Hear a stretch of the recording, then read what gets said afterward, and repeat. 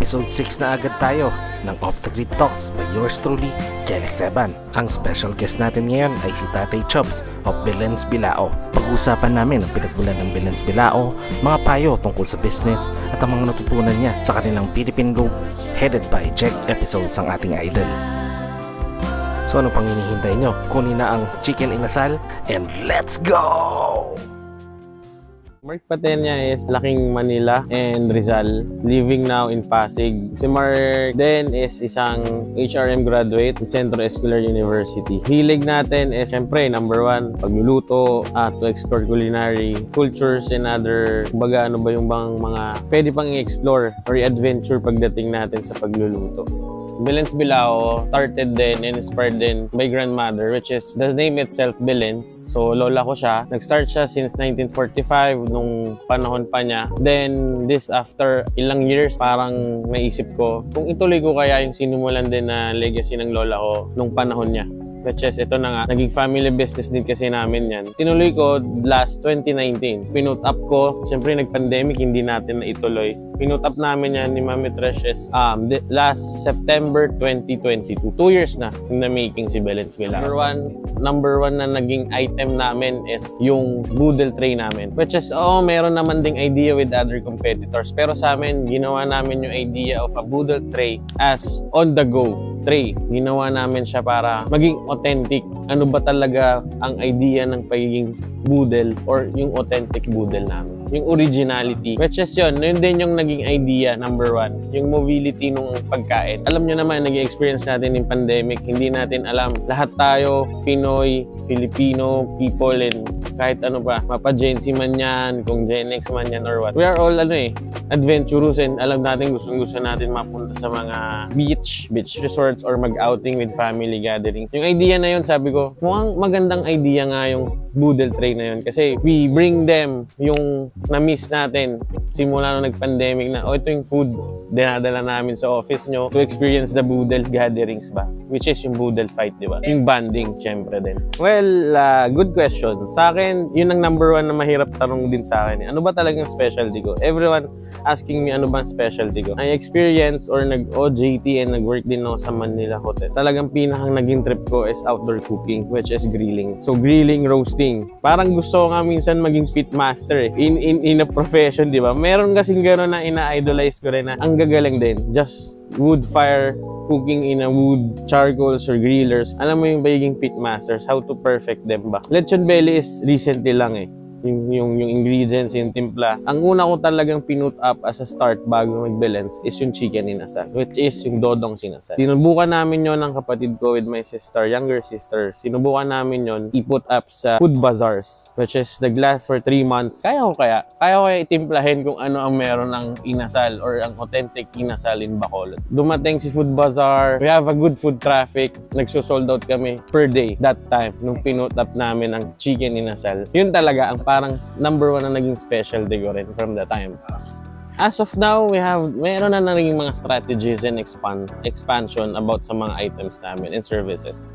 Out of nowhere, bigla kami nag-services ng caterings, on-site cookings. Yun, we offer them on-site cooking, caterings, lahat. Kung ano yung merong services in industry of food. Dito, kung San Moni interview, I have 200 packs of catering here. In Manila, meron din tayo mga offices. We cater them. And pangatlo pala, yung Sarap Buhay. Isa rin yan. Siyempre, by Jack Episodes. Tayo nakita. Yes. Piece of advice sa mga gusto mag-put up ng businesses, lalo na under food.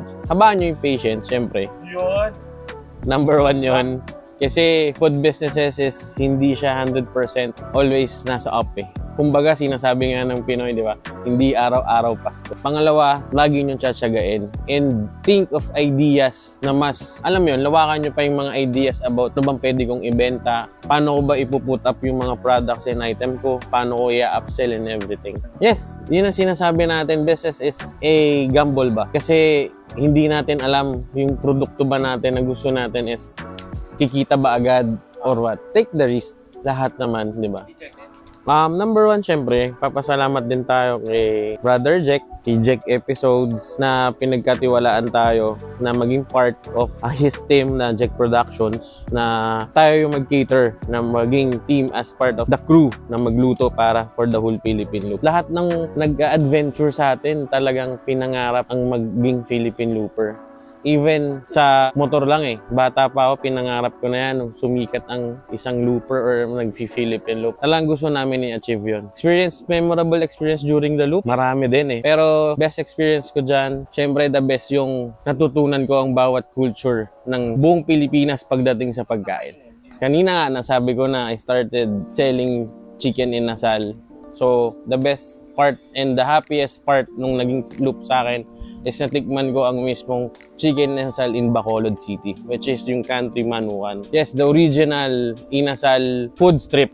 Lahat ng restaurant doon is catering chicken inasal in different items. So doon ko masasabi I'm happy being there at napuntahan ko yun kasi alam mo yun, dito ko nasabi, sabi ko nga sa mga sama ko, grateful ako kasi natikman ko siya at masasabi kong totoo nga, parehas kung ano yung sinubukan kong gawin from the first item ko na chicken inasal. Same taste.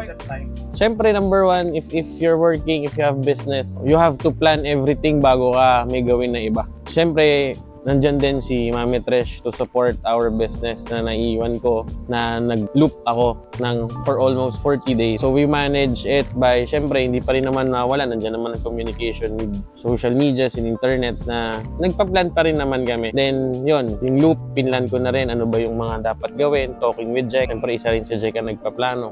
So you have to plan everything if you want to do both your passion, your hobbies, and lahat. Plan everything. Time management, yun ang pinakamaganda jumping. Iba-iba rin naman talaga ang passion ng mga nag-overland. Number one, ako katulad ko, nag-overland ako kasi I love catering my friends. Lalo na kayo, di ba? Through outdoor cooking. Pero advice ko sa mga gustong magsubok ng overlanding or nagsisimula mag-overland, don't pressure yourself kung ano ba talaga yung mga gamit na kailangan mong bilhin. Number one, if you're going to a place na gusto mong puntahan, unang-una, para hindi mabigat sa mga dadalhin or equipment sa dalhin mo, check mo yung lugar, check mo yung market, ano ba yung mga resources na pwede mong magamit pagdating sa isang lugar na yun. Do it in a natural way, di ba?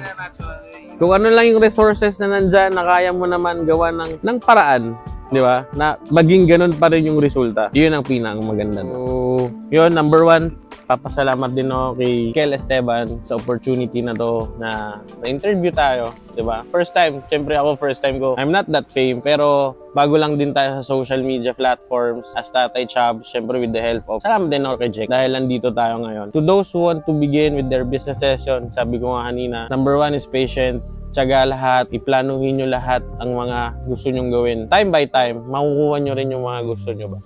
Shoutout syempre kay Mami Trish.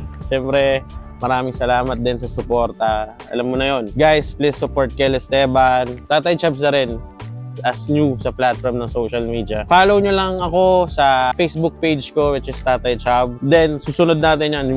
Magkaroon tayo, try natin mag-YouTube. Reels, mapapanood nyo yung mga reels natin doon kung ano. I'm on the track na. Kasi, syempre, with the help of our friends, Jake and Kel, and the other guys na nasa likod nito, na kung saan ako nandito ngayon, na gagawa ko lahat. Through outdoor, yung passion natin for cooking in outdoor experiences. Diba? So, yun guys. Keep up the good work lang and see you soon. Ito, pero syempre 4x2. So guys, 4x2 lang yung rig natin, pero nararating naman yan. Narating na rin ng bawat lugar ng Pilipinas dyan. Tiwala lang kayo sa inyong sarili, syempre.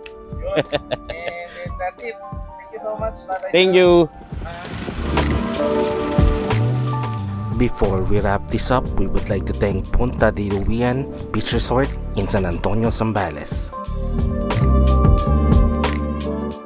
This video is powered by Camp Cafe PH, Campers Box Gears and Cafe, Black Trade, ELF by YHI Philippines, Kion Sondra Corporation, and Modu Testo Overland Equipment Philippines. Maraming salamat muli, Tatay Chubs of Bilens Bilao.